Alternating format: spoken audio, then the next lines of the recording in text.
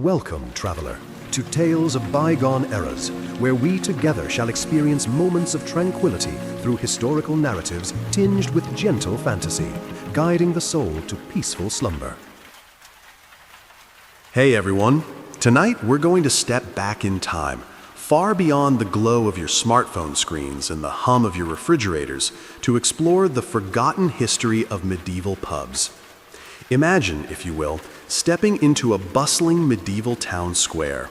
The air isn't filled with exhaust fumes and the distant drone of traffic, but rather the rich, earthy scent of roasted meats, the yeasty tang of fermenting ale, and the comforting crackle of wood smoke. This isn't just some dusty old history lesson. This is where life truly happened, where people gathered, shared stories, and forged bonds in a way we moderns, with our individualized digital bubbles, probably won't survive. We might think of pubs as just places to grab a pint, but in the Middle Ages, they were the vibrant, beating heart of community. So before you get too comfortable, please take a moment to like the video and subscribe, but only if you're truly generous and support what we do here. And if you're feeling extra cozy, let us know where you're tuning in from and what time it is there. We love seeing how far these sleepy stories travel. Now turn off the lights, maybe turn on the fan for some soothing noise, and let's get started on tonight's boring story journey. You're walking down a muddy cobblestone street, the squelch of your boots a familiar sound. Merchants hawk their wares, children chase geese, and the general cacophony of a medieval town swirls around you. But then, a flicker of light, a burst of laughter, and the inviting scent of something delicious draw you in. This, my friend, is a medieval pub, or as they were often called, an alehouse or a tavern. It's not some sterile, brightly lit establishment you might find on a modern high street. Oh no, this place is alive, pulsating with the energy of human connection. Think about it. In a world without Netflix, without TikTok, without even a basic printing press to circulate news, where could people go to connect? Where did they hear the latest gossip, learn about new decrees from the local lord, or simply unwind after a long day tilling fields or crafting goods? The pub, of course. It was the original social network, a living, breathing algorithm of human interaction. You might stumble in after a long journey, dusty and tired, and immediately feel the warmth of the fire, the welcoming clinking of mugs, and the comforting murmur of conversation. You'd probably see a mix of people you wouldn't normally encounter in your daily life. The local blacksmith with his sooty hands, a traveling merchant with tales from distant lands, maybe even a scruffy monk or two trying to discreetly enjoy a pint. It was a melting pot, a democratic space where, for a few hours at least, social hierarchies blurred a bit. You might even find yourself chatting with someone who usually wouldn't give you the time of day on the street. It's a bit like a modern-day airport lounge, but with significantly more character and a lot less questionable airplane food. Well, unless you count the questionable medieval stew, which, let's be honest, probably tasted better after a few ales. One of the earliest official historical events that sheds light on medieval pubs is actually a bit of a dry one, but stick with me.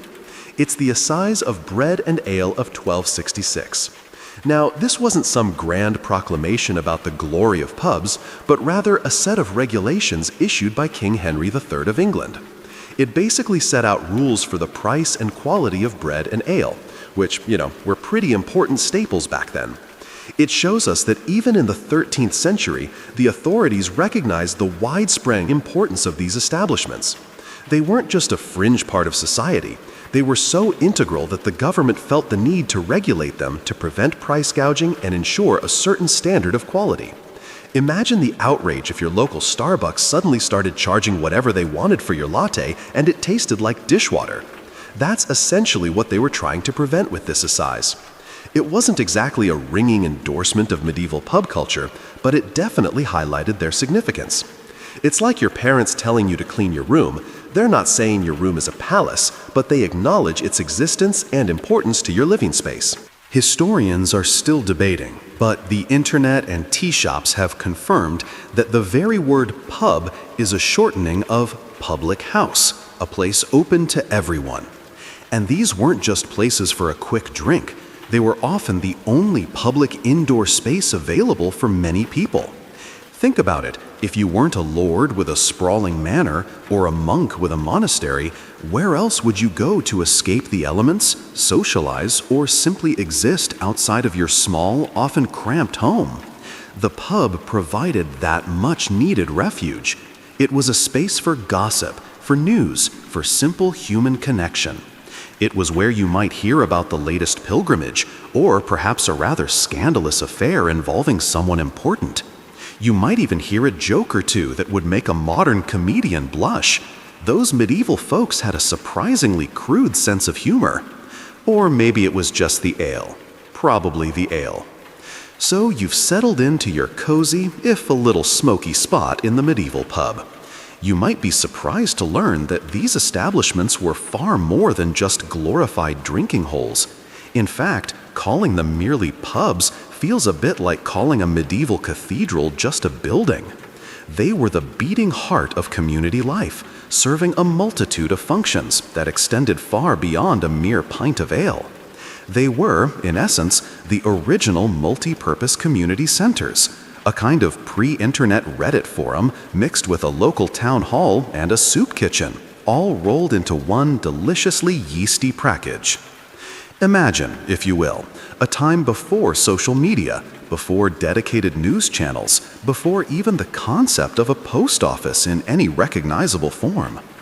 Where did people gather to disseminate important news, to discuss local politics, even if they weren't exactly voting, or simply to escape the confines of their often small and crowded homes?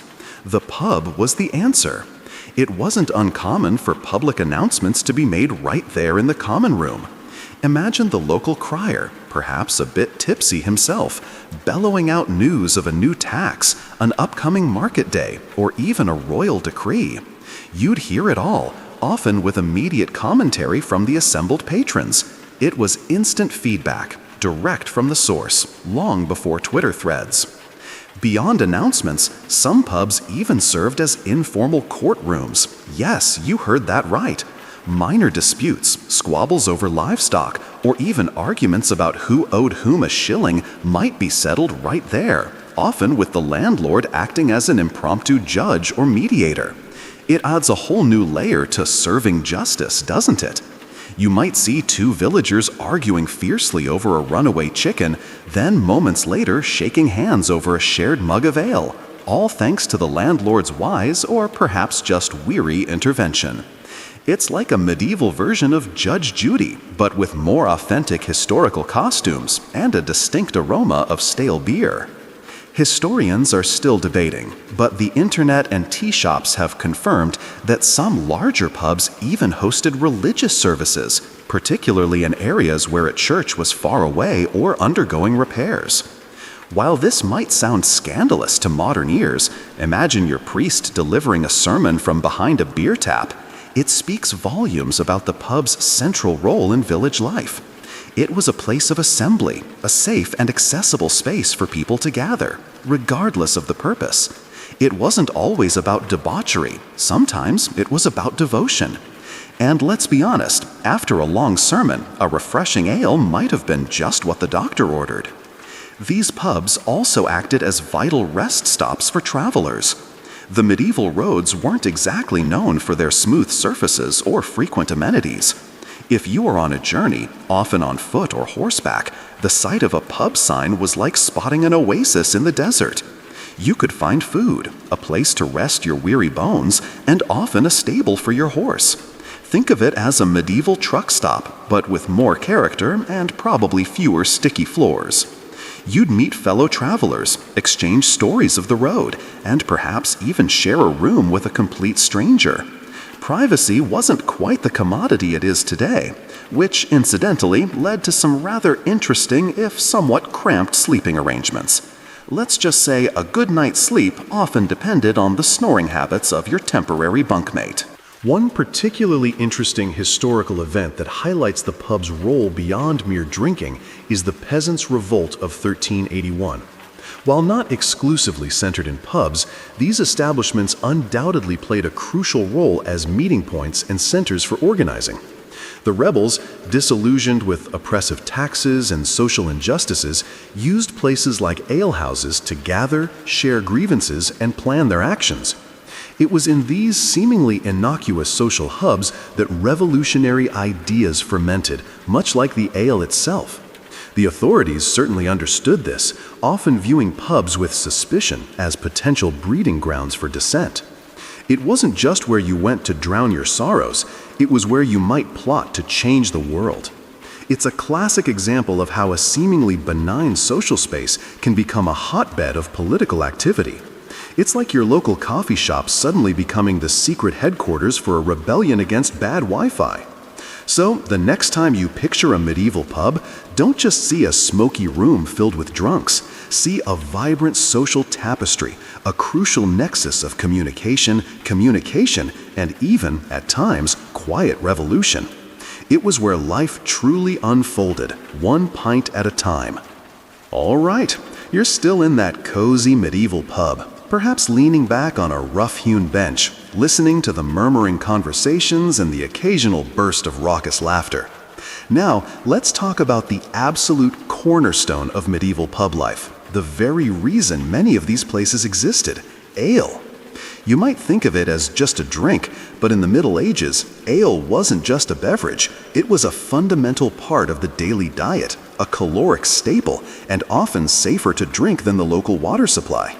Remember those charming medieval streets we just walked down, full of, well, let's just say, not exactly pristine plumbing? Water sources could be dodgy, to put it mildly, often contaminated and leading to all sorts of unpleasant illnesses. So, what's a thirsty person to do? Drink ale, of course. The brewing process, involving boiling the water, naturally purified it, making ale a much healthier and often more palatable option. This wasn't your craft IPA with exotic hop varieties and a double-digit ABV. Medieval ale was generally lower in alcohol content, more akin to what we might call small beer today. It was thick, nutritious, and consumed by everyone, men, women, and even children, though presumably in smaller quantities for the little ones. It was a source of vital calories, especially for laborers, and a pleasant way to wash down a meal. Imagine starting your day with a hearty breakfast of bread and, you guessed it, a pint of ale. It sounds wild to us, but it was just Tuesday for them. It's a bit like how some folks today can't start their day with coffee. Back then, it was all about the ale. And speaking of meals, the tavern's kitchen often provided simple, hearty fare. We're not talking Michelin-star dining here, but rather practical, filling sustenance for weary travelers and local residents alike. Think crusty bread, perhaps some cheese, a stew bubbling slowly over an open fire, or roasted meats if you were lucky. These meals were often prepared with local, seasonal ingredients, making them fresh and surprisingly diverse. It wasn't uncommon for the landlord's wife or daughters to be the primary cooks, turning humble ingredients into satisfying fare. You might think a bowl of pottage, a thick, savory porridge that would stick to your ribs and keep you going for hours. It was comfort food before comfort food was a concept, designed to warm you from the inside out after a long day in the fields or on the road. One particularly telling historical event that underscores the importance of food and drink in medieval pubs is the Statute of Laborers of 1351. Now, this wasn't directly about pubs, but it had a significant indirect impact.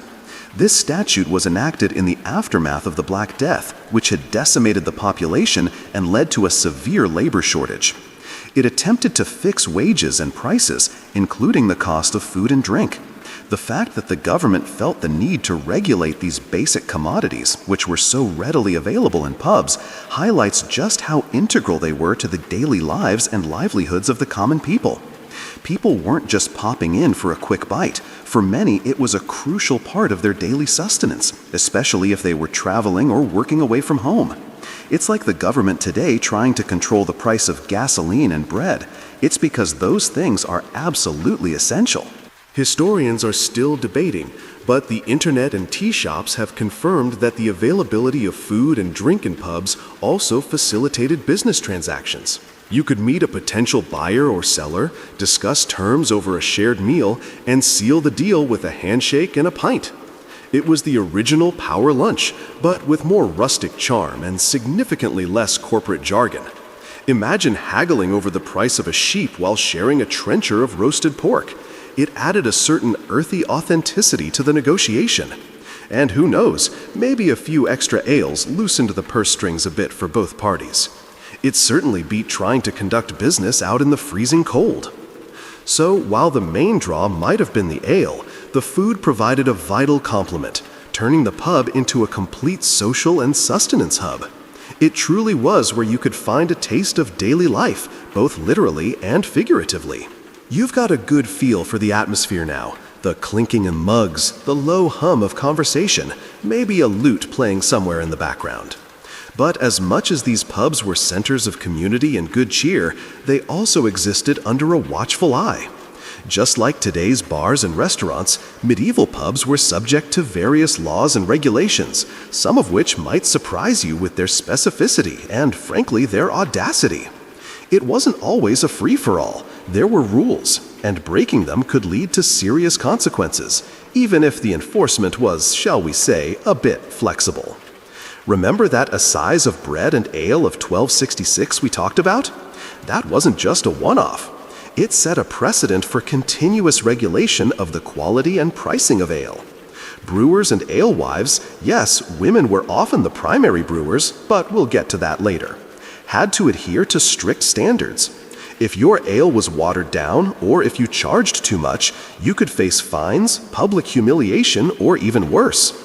Imagine being paraded through the town with a tankard of your substandard brew around your neck. It was medieval quality control with a healthy dose of public shaming thrown in for good measure. It's like Yelp reviews, but with more public ridicule and less anonymous keyboard warrior bravery. Beyond quality and price, there were also laws concerning hours of operation and even who could be served. Sundays, for example, often had restrictions reflecting the religious observance of the day. And while pubs were generally open to all, there might be local ordinances dictating who could own or operate one. Sometimes only certain individuals with a good reputation or a license from the local lord could run an alehouse. This wasn't always about protecting the public. Sometimes it was about controlling who profited from this lucrative business. It's a bit like modern-day liquor licensing laws, but with more feudal lords and fewer bureaucratic forms. One significant historical event that highlights the legal scrutiny placed upon pubs is the Statute of Winchester of 1285. While primarily focused on maintaining peace and order within towns, it implicitly impacted pubs. This statute introduced measures for night watchmen, town gates to be closed at dusk, and a general emphasis on communal responsibility for preventing crime. What does this have to do with pubs? Well, late-night drinking establishments were often seen as potential breeding grounds for trouble. A pub that stayed open too late or harbored suspicious characters could undermine the efforts to keep the peace. So, while not directly regulating ale quality, it put pressure on landlords to ensure their establishments didn't become havens for illicit activities. It's a bit like modern laws against noise pollution or unruly gatherings. The intent is order, and the pub often found itself caught in the crosshairs. Historians are still debating, but the internet and tea shops have confirmed that the legal landscape around pubs wasn't always uniform across different regions. What was permitted in one town might be forbidden in another, depending on the local lord's whims or the strength of the local church's influence.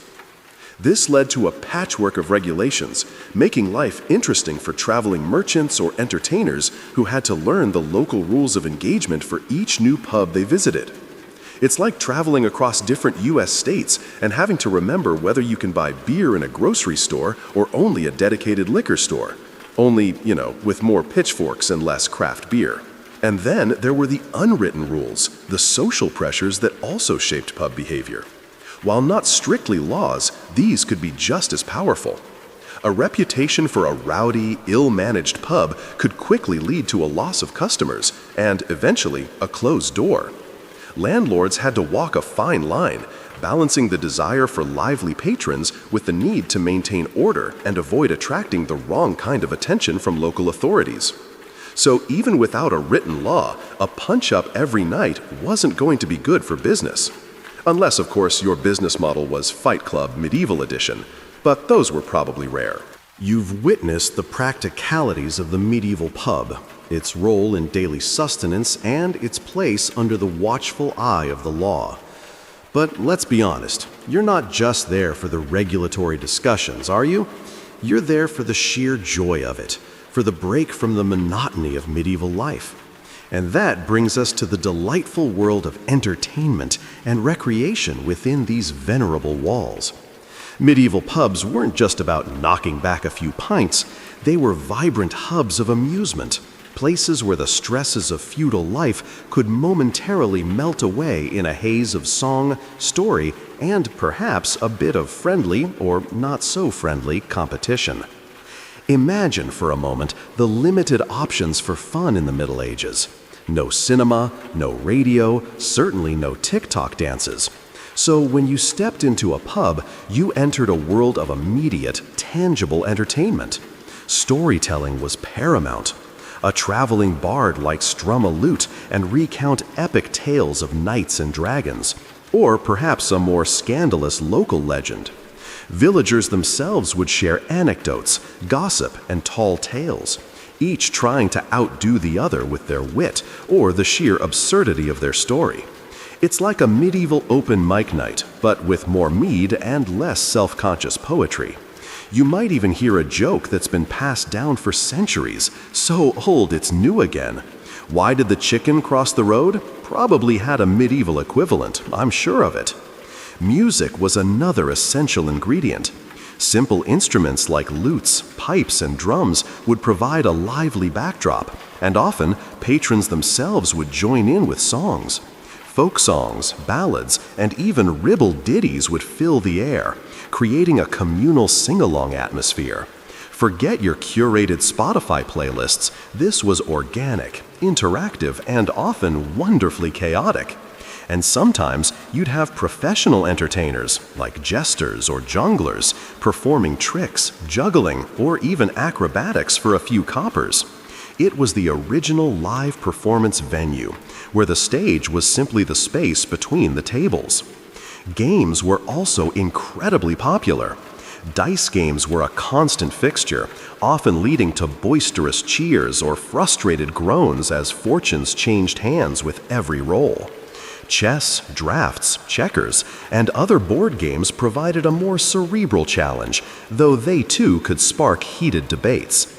Betting, of course, was rampant, whether on the outcome of a game, a wrestling match outside, or even who could down the most ale. It added an extra layer of excitement, turning casual recreation into a spirited contest. Just don't lose your last shilling, or you might be sleeping in the stable. One significant official historical event that subtly highlights the importance of leisure and entertainment in everyday life, and by extension in pubs, is the Black Death itself, mid-14th century. While seemingly grim, the aftermath of this devastating plague led to a profound shift in social dynamics.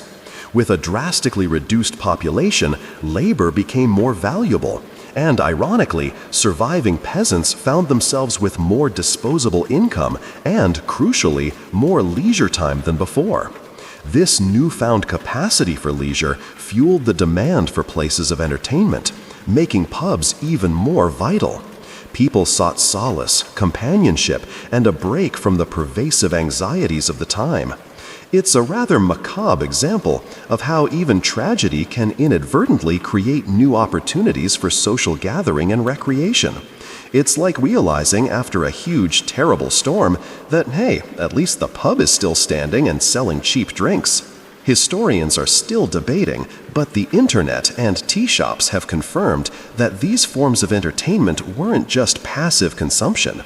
They fostered a sense of community, allowing people to bond over shared laughter, competitive spirit, or simply the collective experience of a good story.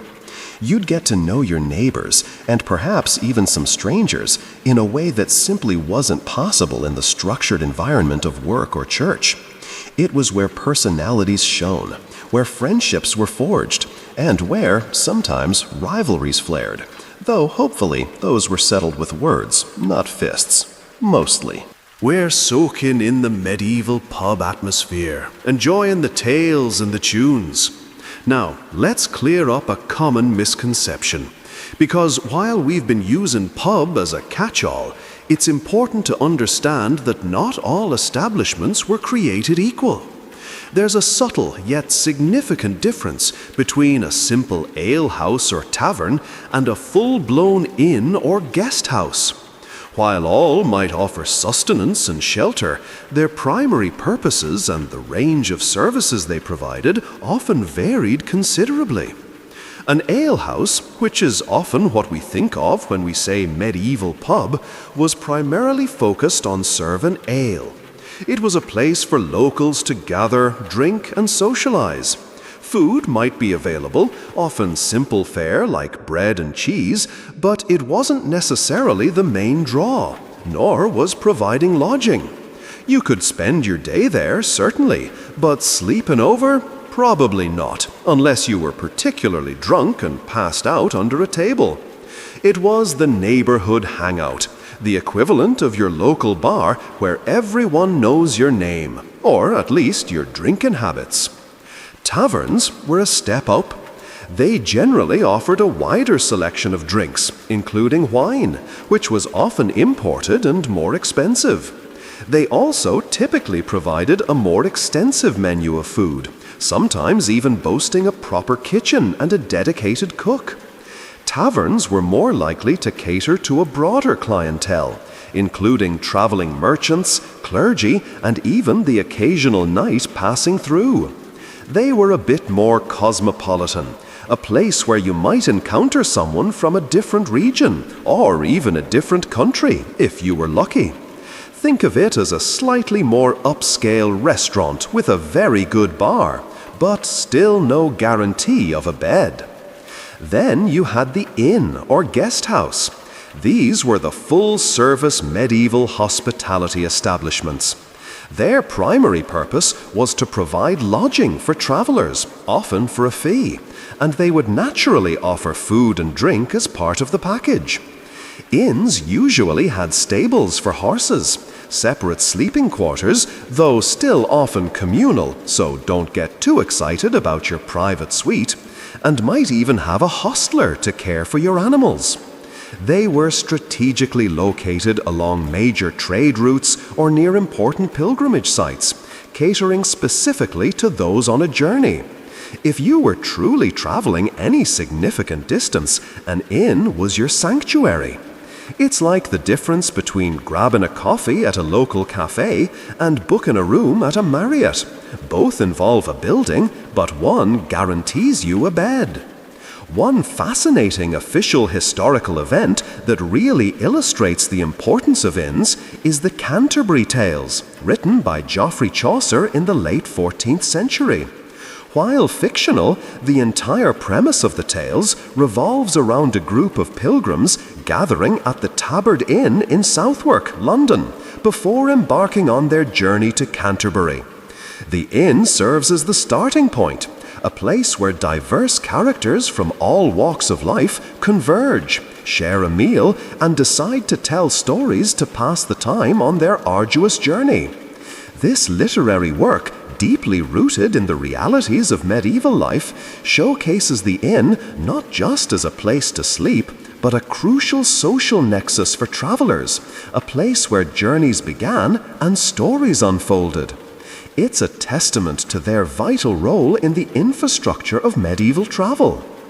Historians are still debating, but the internet and tea shops have confirmed that while the lines between alehouses, taverns, and inns could sometimes blur, especially in smaller villages, the distinction in larger towns and cities was often clearer. An alehouse might be run by a single family out of their home, while an inn would be a much larger, more professional operation, often with a dedicated staff. You could tell by the sign, too. A simple bush or ale stake might mark a small alehouse, while an inn would often have a more elaborate painted sign depicting its name or crest. So, next time you're trying to pick a place to stay in medieval London, remember to check for the proper signage, unless you enjoy sleeping with the local livestock. You've navigated the nuances of medieval hospitality, from the humble alehouse to the bustling inn.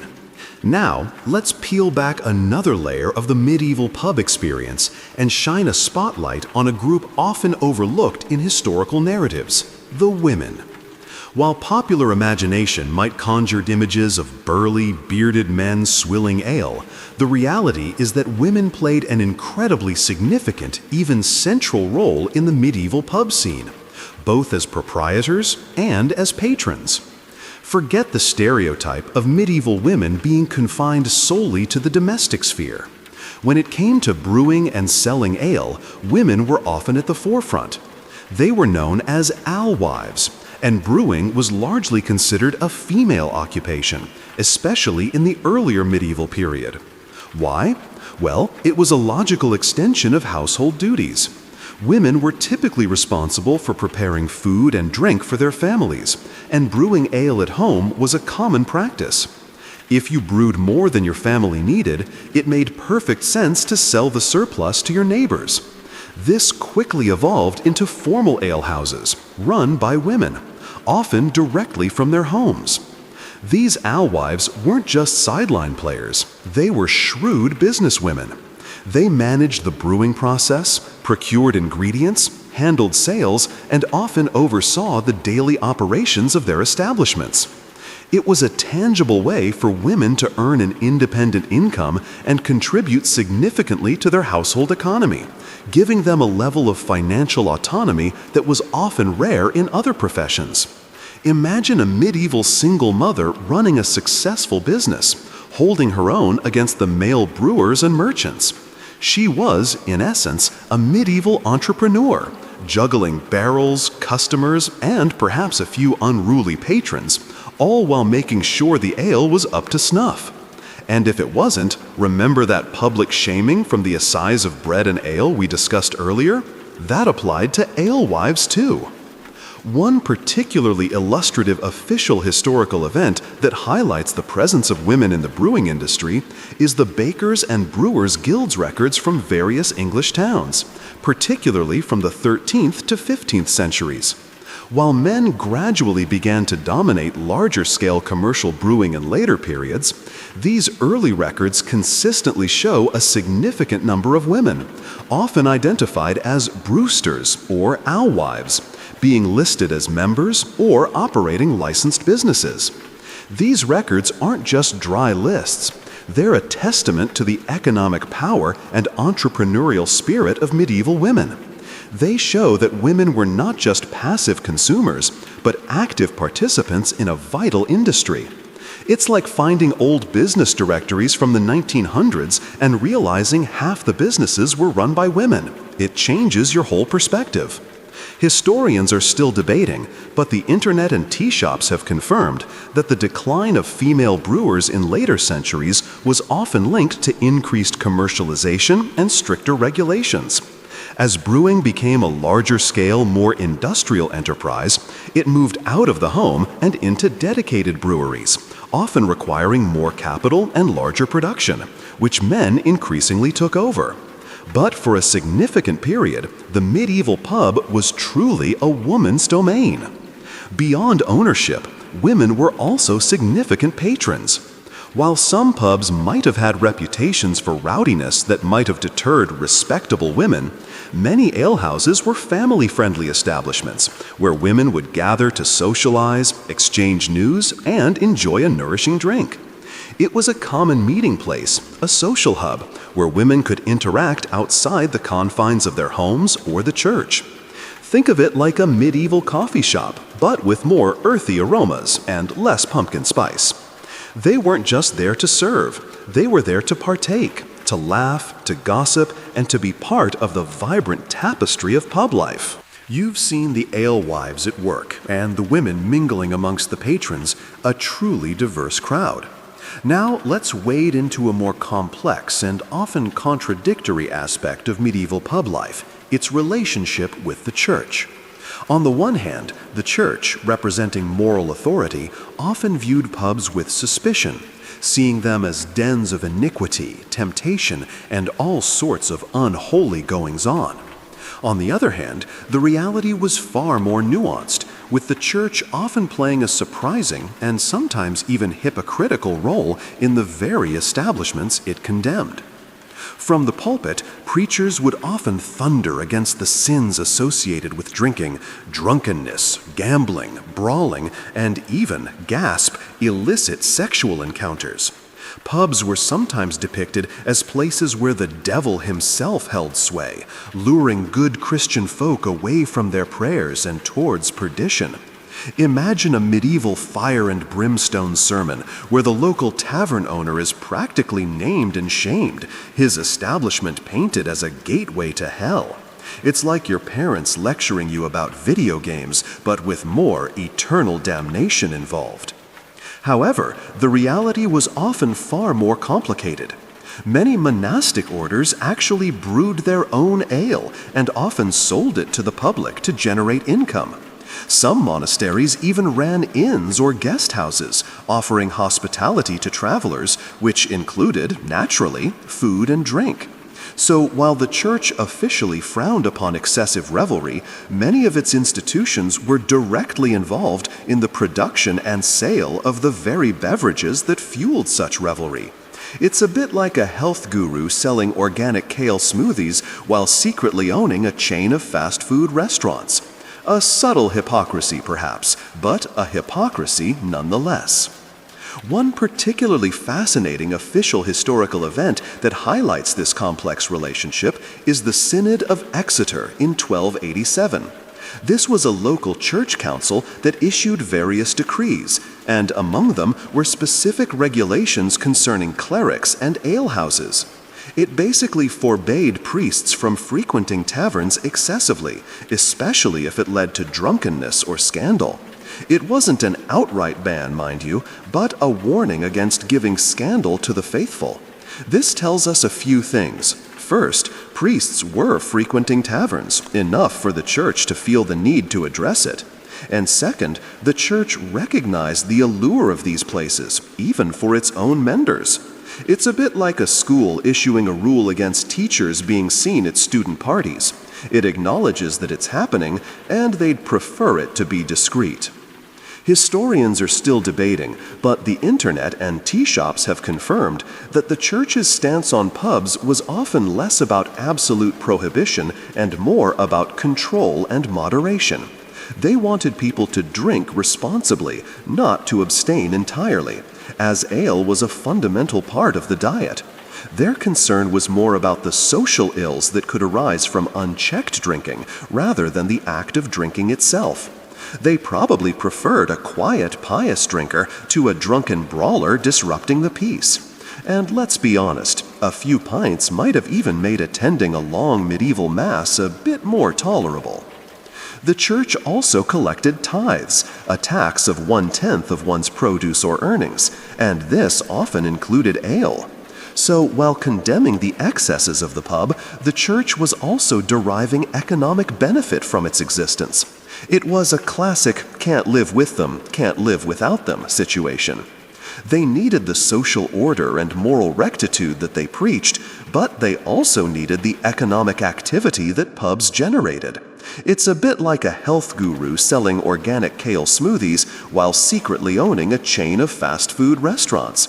A subtle hypocrisy, perhaps, but a hypocrisy nonetheless. So, we've covered the church's sometimes conflicted relationship with the pub, a place of both temptation and surprising utility. Now, let's zoom in on the very essence of what made these places tick, the murmur of conversations. Beyond the structured entertainment, the formal pronouncements, and the clinking of mugs, the medieval pub was a vibrant tapestry of human interaction, a hub where news, rumors, and personal stories constantly flowed. It was the original social media platform, but with more direct eye contact and considerably less filter. Imagine the sheer volume of information being exchanged. In an era without newspapers, radio, or television, the pub was your primary source for local news. You'd hear about who got married, who died, whose cow ran away, and whether the harvest was looking good or terrible. Villagers would exchange updates from their own fields and families, building a collective understanding of their immediate world. It was like a real-time news feed delivered with a side of ale and a healthy dose of speculation. But it wasn't just official news, it was the juicy stuff, the gossip that truly fueled the pub's social engine. Who was secretly courting whom? What scandalous secret did the local lord have? Did Old Man Thistlewick really try to sell a pig that was clearly ill? These whispers, passed from ear to ear over a warm mug, formed the social glue of the community. It's how reputations were made and broken, how alliances were formed, and how the fabric of village life was woven. You learned who to trust, who to avoid, and who had the best stories, even if they were entirely fabricated. It's exactly like your local barbershop or beauty salon, but with more talk of witchcraft and fewer hair product recommendations. Beyond the gossip, there was simply the joy of social interaction. For many, especially peasants and laborers, home life could be cramped and demanding. The pub offered a vital escape, a chance to relax, unwind, and simply be with other people. You could discuss the weather, complain about your lord, or share a laugh about a shared misfortune. These casual interactions built camaraderie, fostered a sense of belonging, and helped diffuse the stresses of a difficult life. It was a space where hierarchies might temporarily soften. A peasant might find themselves cracking a joke with a merchant, or a journeyman sharing a tale with a traveling scholar. One particularly insightful historical event that, while not directly about pubs, speaks to the power of public conversation and dissent is the preaching of John Wycliffe and the Lollard movement in the late 14th and early 15th centuries. Wycliffe's ideas, which challenged the authority of the church and emphasized direct access to scripture, spread rapidly among the common people, often through word of mouth. While sermons were key, discussions in informal settings like pubs would have been absolutely vital for the dissemination and interpretation of these radical ideas. People would gather, debate, and argue over what they heard, shaping their understanding of these new doctrines. The pub, therefore, became a crucible for intellectual and religious discourse, a place where dissenting thoughts could be aired and even amplified, away from the watchful eyes of the authorities, at least for a while. It was the original underground podcast for religious reform. Historians are still debating, but the internet and tea shops have confirmed that these conversations weren't always polite. Heated arguments, drunken boasts, and even outright brawls were certainly not uncommon. The pub was a microcosm of medieval society, with all its human flaws and virtues on full display. But even these conflicts contributed to the dynamic atmosphere, a testament to the raw, unvarnished human experience. It was where you saw people at their best, their worst, and everything in between. You've heard the lively chatter and the hushed gossip within the pub's walls. Now, let's take a step back and consider the very origins of these social spaces, tracing the lineage of drinking establishments from rudimentary beginnings to the recognizable medieval pub. It's a journey that mirrors the development of society itself, from simple communal gatherings to more formalized commercial ventures. This isn't just about the architecture, it's about the evolution of human needs for sustenance, community, and, let's be honest, a good buzz. Before the dedicated pub as we know it, the act of preparing and consuming alcoholic beverages was often a domestic affair. Families brewed their own ale or wine, typically from whatever grains or fruits were readily available. If they had surplus, they might share or sell it to neighbors directly from their homes. This informal exchange was the very first seed of the public house. Imagine a farmer's wife putting a bush on a pole outside her door, a simple sign to let passersby know she had ale for sale. This ale stake was the original pub sign, a beacon for thirsty souls long before neon lights and elaborate logos. Over time, as communities grew and trade routes developed, the demand for easily accessible drink increased. Certain households gained reputations for consistent quality, and these became de facto drinking spots. People would gather in someone's living room or kitchen, transforming a private dwelling into a semi-public space. This was a gradual, organic shift driven by convenience and the innate human desire for social interaction. It's like how a neighbor who's great at baking might start selling cakes from their home, and suddenly everyone is stopping by for a slice and a chat. One pivotal, official historical event that subtly marks a transition towards more formalized drinking establishments is the growth of market towns and fairs from the 11th century onwards. As these centers of commerce expanded, so did the need for places where merchants, travelers, and locals could rest, eat, and drink. This concentration of people created a demand for more dedicated premises than just someone's front parlor. You needed space for more customers, storage for larger quantities of ale, and facilities for preparing food. This economic shift provided the fertile ground for the evolution of the alehouse into something more structured, paving the way for the dedicated pub. It's a bit like the internet boom, creating a demand for co-working spaces. New economic activity necessitates new social infrastructure. Historians are still debating, but the internet and tea shops have confirmed that the Roman influence on Britain with their taverns, tabernae, and roadside inns likely left a lasting legacy on the concept of public drinking establishments. While the direct continuity can be hazy through the Dark Ages, the idea of a commercial space for food and drink certainly wasn't new to the island. Perhaps the Roman ruins themselves served as a blueprint, or at least a subconscious memory for later medieval builders. The transition from homemade brew to professionalized pub wasn't just about convenience, it was also about the skill of the brewers. As more people relied on external sources for their ale, the quality of the brew became paramount. Those who consistently produced good ale thrived, attracting more customers and solidifying their place in the community. It was the original word-of-mouth advertising, where a good reputation for a fine pint could make or break a business. And if you didn't, well, people would probably just go to the ale steak down the street. No hard feelings, just a better brew. You've journeyed through the pub's evolution, from humble homebrew to established social hub. Now, let's talk about the cold, hard cash, or rather, the bustling economy that medieval pubs fueled. These weren't just places for a good time. They were integral cogs in the economic machinery of medieval towns and villages. They were vital businesses, employing people, stimulating trade, and contributing to the overall prosperity of the community.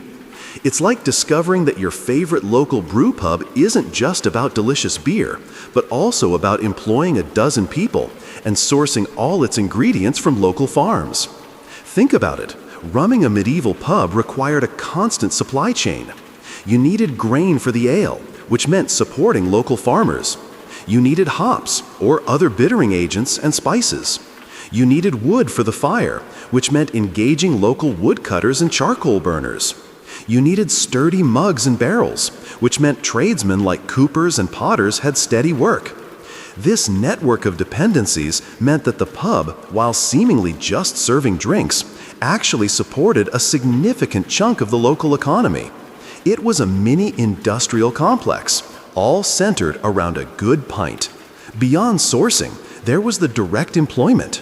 The landlord or alewife, their family, and often a few hired hands would work tirelessly to keep the establishment running. This provided livelihoods for many, particularly in an era where stable employment could be scarce. A thriving pub meant stable jobs, from the brewer to the server, and perhaps even the occasional bouncer for those rowdier nights. Imagine the medieval equivalent of a bartender struggling to keep up with orders, perhaps muttering under his breath about the sheer volume of thirsty peasants. Good times.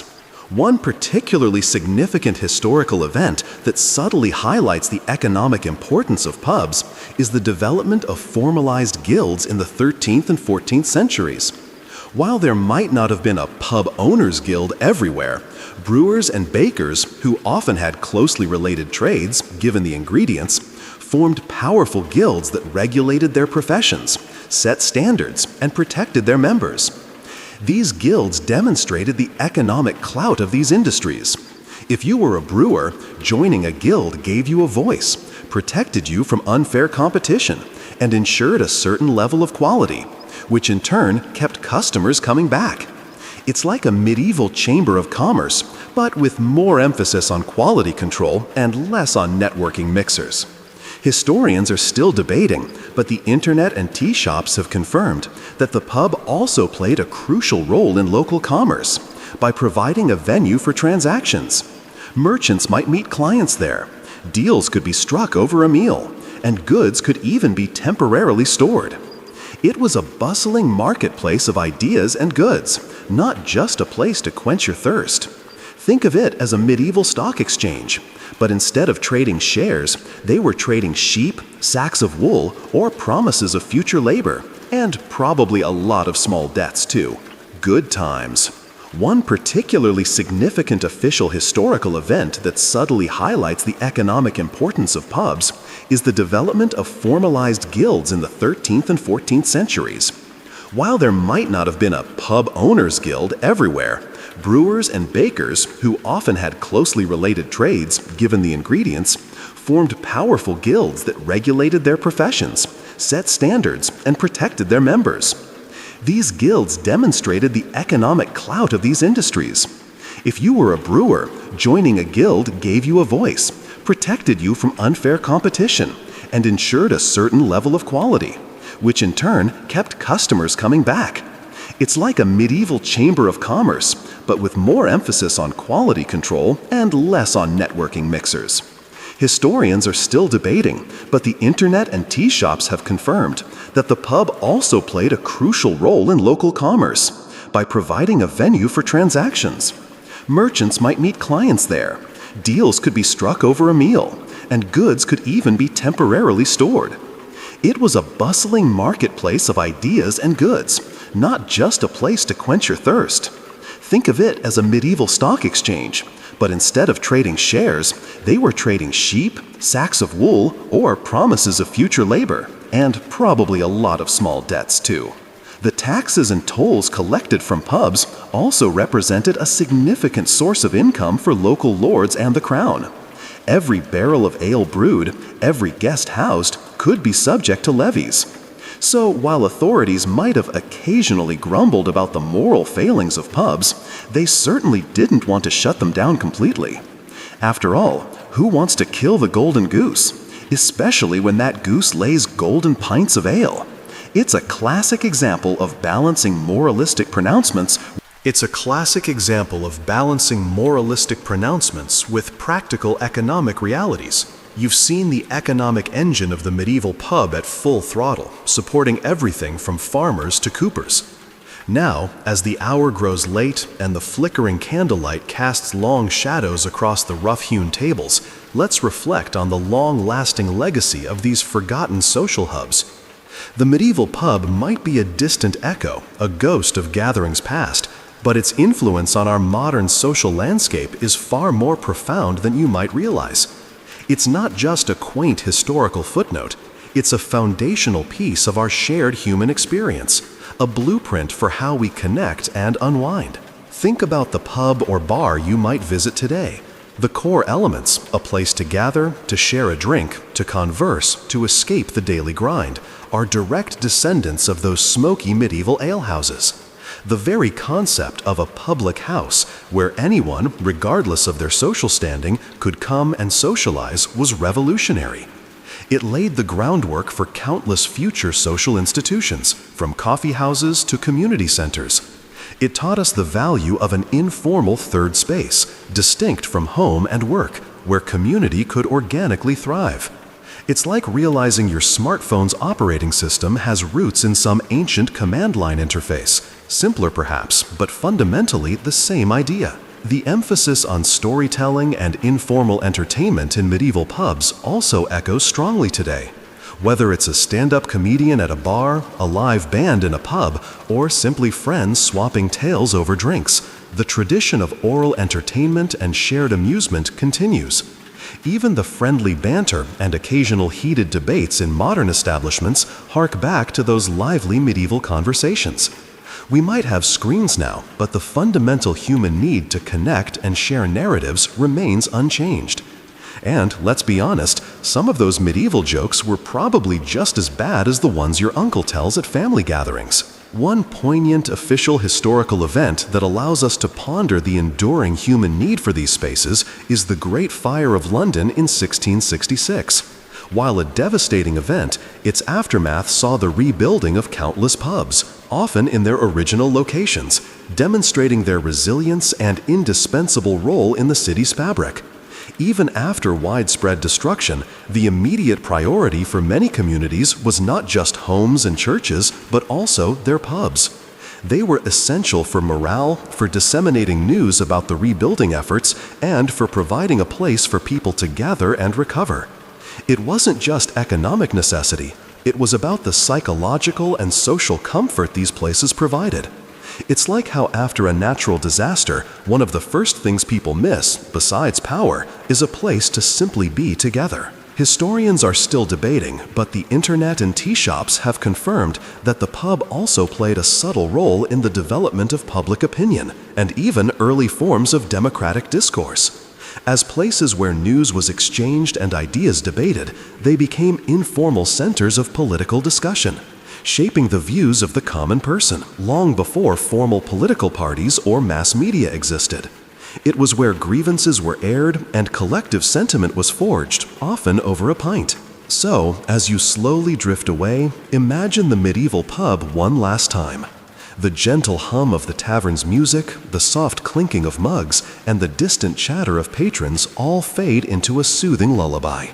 Visualize yourself stepping into that warm and welcoming space, feeling the echoes of centuries of human connection. Close your eyes and let the calming rhythm of medieval life, with its simple pleasures and profound connections, carry you away to peaceful slumber. As the last whispers of medieval life fade and the lingering scent of wood smoke and ale gently recede, you find yourself at the edge of sleep. The history of the medieval pub isn't just about dusty records or forgotten buildings. It's a story of human connection, of community forged in simple moments, and of the enduring need for places where stories unfold. From humble alewives brewing in their homes to bustling inns along ancient trade routes, these establishments were far more than mere drinking spots. They were the original social networks, vital economic engines, and the crucibles where daily life, entertainment, and even quiet rebellion fermented. The laughter, the gossip, the shared meals, and the simple companionship found within those walls echo through time, shaping the very social spaces we inhabit today. Allow the comforting hum of this long-lost world to lull you deeper into tranquility.